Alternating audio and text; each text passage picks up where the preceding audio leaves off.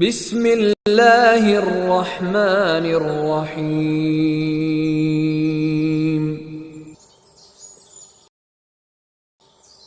Saya itu sangat mencintai, bukan sekedar mencintai, sangat mencintai guru-guru kita. Ya, saya ini rungokno tenan ya. Saya sangat mencintai guru-guru kita, ya utamanya guru-guru kita kayak mas saya Sarang, mas saya, ya semuanya semua mas saya, termasuk Lirboyo, Bloso, Sidogiri, semuanya Kudus, Kajen, Kerapiak, semuanya kita mencintai, menghormati. Juga sangat mencintai NU, saya juga mencintai Muhammadiyah, semuanya kita cintai. Cuma kadang-kadang kita mau tidak mau harus beda, satu bawaan pemikiran, kadang bawaan zaman. Nah karena beda itu kita ngeritik, tapi ngeritik kan sebetulnya di hal itu saja, apa? Di hal, kemudian orang menyimpulkan ngiranya dalam semua hal. Sehingga ulama mulai dulu mana tidak terima bahak hadisnya Nabi butuh penjelasan, karena Nabi nak duko itu kadang ngendikan laisa minna, tidak termasuk golonganku orang yang pernah menipu. Nah itu kalau begitu betul kan tidak ada umatnya Rasulullah SAW. Kowe gak sekedar pernah menipu, rezekimu kok bodoh nih. Orang terima sekedar pernah, rezekimu kok bodoh nih. Kowe iku laisa minna nih entek ngamek. Tapi zaman itu ulama sudah mentakwil laisa minna min fitil kal khoslah di sisi itu. Apa? Di sisi itu. Misalnya kita beda dengan Wahabi, saya sering kritik Wahabi, tapi dalam hal yang saya kritik saja, dalam hal yang lain kita setuju. Misalnya tradisi mereka menghormati sahabat, kita setuju. Tradisi mereka merumah Masjid Haram, kita setuju. Tradisi mereka menghafal Quran, kita setuju. Tapi ada tradisi yang kita tidak setuju. Misalnya mereka sering nggak pati hormat sama ma'asirun nubuwah, tempat-tempat bersejarah. Jadi jangan kira kita, jadi kalau kita ngeritik ya di hal yang kita kritik saja. Itu pun karena kadang bawaan zaman, bawaan versi, bawaan tradisi. Terus kamu simpulkan, misalnya kamu simpulkan, Gus Wahab benci Wahabi ya enggak juga. Dalam hal yang kita tidak cocok, yang kita cocok ya cocok kayak tadi misalnya. Sayyid Muhammad itu kalau ngarang kitab, meskipun beliau beda dengan Wahabi, kalau muji ya biasa, dalam hal yang sama, apa dalam hal yang sama, karena mereka bermakna. Ya misalnya nyun sewu, misalnya pengajian umum saya juga suka dari segi syiar, dari segi apa? Syiar. Tapi ada hal-hal yang memaksakan, itu mesti saya kritik. Wong karuan kiai cilik ning desa kok pengen pengajian akbar. Akhirnya panitiane door to door 2 wulan sedurunge pengajian. Angger wong ditari. Tapi kalau sudah levelnya memang pondok besar, buatnya besar, keuangannya besar, itu kan memang enggak berat. Tapi kalau yang desa-desa pengajian gede, 2 wulan atau 3 wulan oleh door to door itu nganti agar wong dijalukin apa? Sebab padahal kampung situ nggak butuh pengajian besar karena wong butuhnya cek mabadik fikih. Lalu apa ngundang kiai level apa? Nasional. Tapi karena panitianya yang angkuh. Ya seperti ini harus dikritik, tapi bukan berarti kita membenci, karena ya ada sisi baiknya. Misalnya nah nyimpulkan rezekinya gitu. Misalnya ada orang alim soleh ketemu wong ayu di jalan tanya, saking pundi mbak, saking beriki. Sebetulnya ini murni hakul jar, karena tetangganya dia takok. Berarti muamalahnya hakul. Terus wong alime ya terbatas. Oleh delok ora kok ngarep ngisor nganti dhuwur sak kadare. Terus bareng rugen roh, oh nak ngono jagoan mbek wong ayu kok oleh. Wong aku tahu ketemu wong alim ya jagoan mbek wong ayu. Lah itu jenenge kesimpulan. Kan terus sakar dhewe jenenge nyimpulno iku sakar.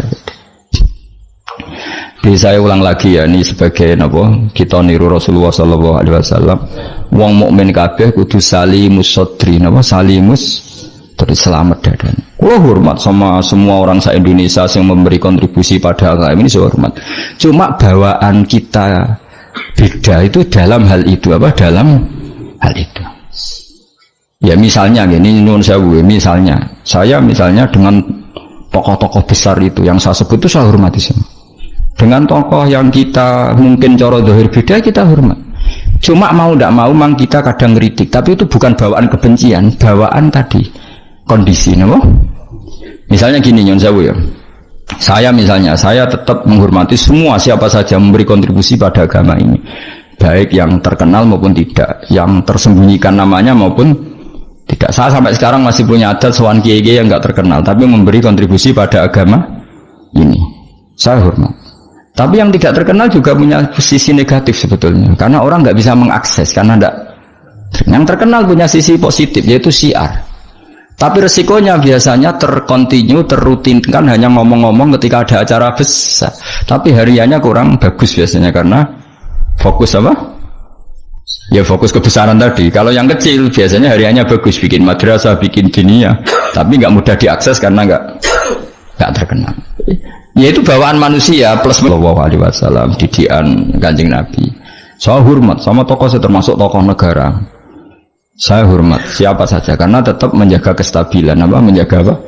Meskipun dalam banyak hal kita beda, ya kadang beda itu kadang kita ngeritik. Itu bawaan ulama dulu Zakaria Al-Ansori itu ya ora cocok ke Imam Suyuti. Imam Suyuti ora cocok ke Imam Sakhawi. Nek ketemu mbok takok bor. Ya ulama dulu biasa satu kurun itu saling enggak bertanya karena fokus ke dunia masing-masing. Misalnya tradisi kita kalau ngaji Quran itu ya yang ditanyakan sanadnya dulu. Tradisi mereka tajwidnya dulu misalnya, atau tradisi mereka itu makna dulu. Kita tidak tahu. Misalnya tradisi di India. Tradisi di India itu anak kecil itu kalau ngaji bersamaan dengan maknanya. Meskipun kecil. Dalam sisi itu bagus India. Tapi Indonesia enggak. Indonesia lebih suka makhrajnya dulu. Yang tentang fikihnya ada paket lain, ada paket. Terus kalau tradisi keluarga saya, meskipun keluarga Quran itu anak kecil ya enggak disuruh ngapalkan Quran. Bapak saya enggak pernah nyuruh saya ngapalkan Quran, tapi setelah bisa baca kitab, ya baru disuruh ngapalkan. Ada yang enggak, yang ngapalkan dulu biar apa? Otaknya masih jernih katanya. Ya macam-macam, semuanya baik. Dan kita saling ngeritik. Ngeritik karena tadi nak cacilik langsung ngapal, lo kadang najis gak roh sopan santun. Yang fatalnya lagi kadang akidah Ahlussunnah wal Jamaah gak ngerti. Jadi ada lucu kan akhirnya hafal Quran tapi akidahnya tidak Ahlussunnah karena gak pernah dikenalkan Ahlussunnah. Tapi sisi baiknya karena masih kecil gampang apa? Hafal, kemudian orang tuanya niat benain akidah Ahlussunnah. Ada yang sebaliknya dibelajarkan Ahlussunnah dulu baru ngapalkan. Mungkin sisi negatifnya mungkin deh. Anak isu teke tuwek-tuwek ngene iki kan. Kowe gelem mesti ngapal Quran setor wae aku. Nak rawat ini di akhir wal asri. Amma yatasa alun anin nahfil azim buah apa nah. Innalil muttaqin. Lalu sering nampa setoran wong tuwek-tuwek lucu-lucu. Wong tuwek-tuwek sing ben mati husnul khotimah kadang Gus kula wis tuwek tapi ben setor Quran mbek jenengan. Tahu tak turuti. Rata-rata orang jus wis nyerah. Jarang enten sing langkai 2 jus, kadang yang nyerah wis setruk, kadang yang mati macam-macam lah. Apa ya teke wong tuwek iku beda ya. Padahal maca. Tapi saking gelam jare piye. Dadi ini lafate ku aneh. Mau menarik mau coba fam bajasat fancus bulan wasama idatil khubuk tuh atau khibuk mpong sebab lereni mbah teman pusing kalau malas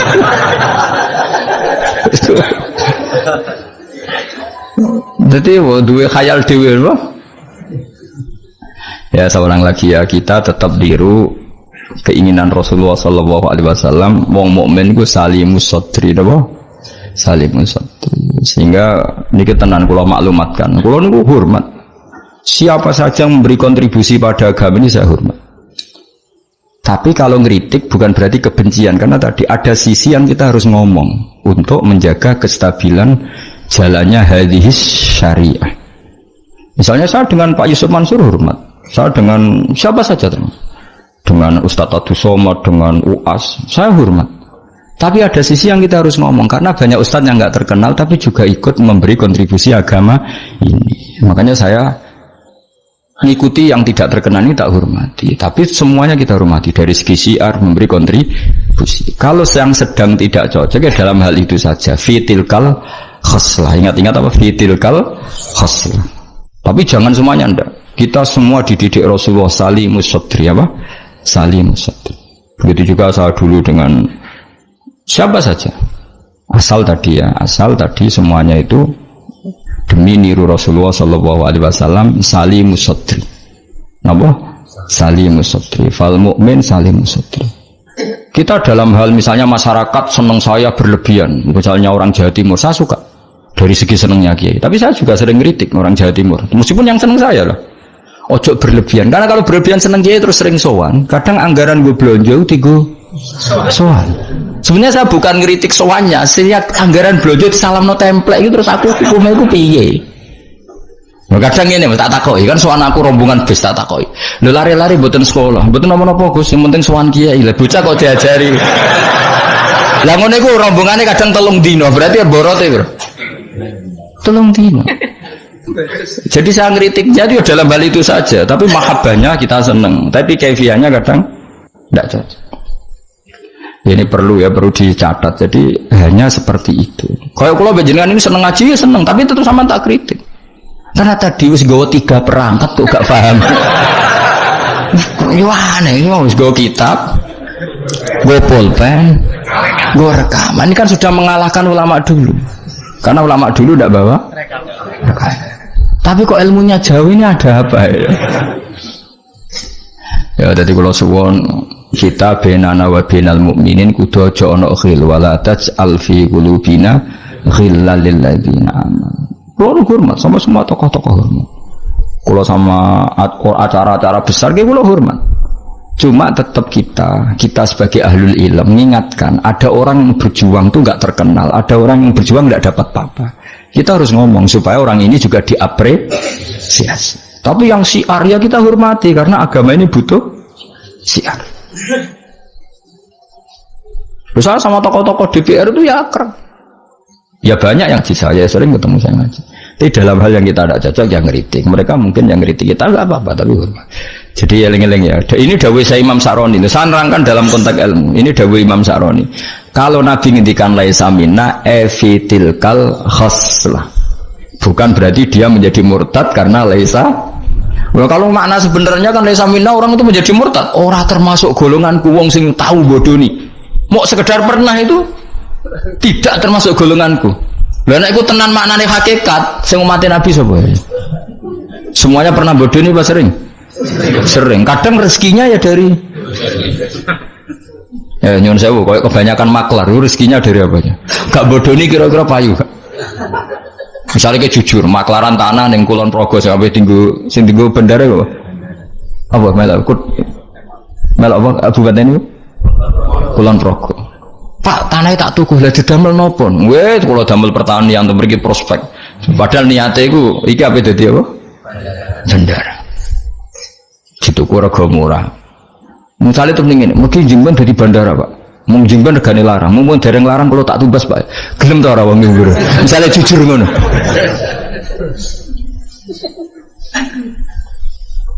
Misalnya ana wong sponsor umroh. Ayo umroh ning Rasulullah. Ben aku sugih, mergo nek ana umroh aku sugih. Gak payu umroh. Tapi nek muni ngene, wong kudu kangen Nabi, kangen Ka'bah. Wong ora kangen Nabi Ka'bah. Carane kangen yo umroh. Mandidi, sing jujur mbek sing rapati jujur. Gak jawab bae kira-kira. Mandidi.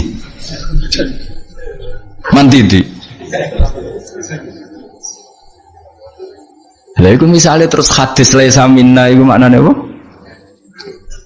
Pakai kafe. Jadi saya ulang lagi ya, jadi Jokulino nyimpulkan karena nyimpulkan itu resiko. Karena tadi konteks fikih itu jelimet apa konteks fikih itu. Jadi misalnya ada orang alim soleh ketemu perempuan cantik, bawaan tonggo takok. Ini kan sebetulnya memang termasuk istisna dimaklumi. Nak ketemu faktor tonggo, faktor belajar, faktor berobat kan nazarul ajnabi dan ajnabiyah pengecualiannya kan apa? Muamalat, berobat, syahadah, ya ada beberapa lah.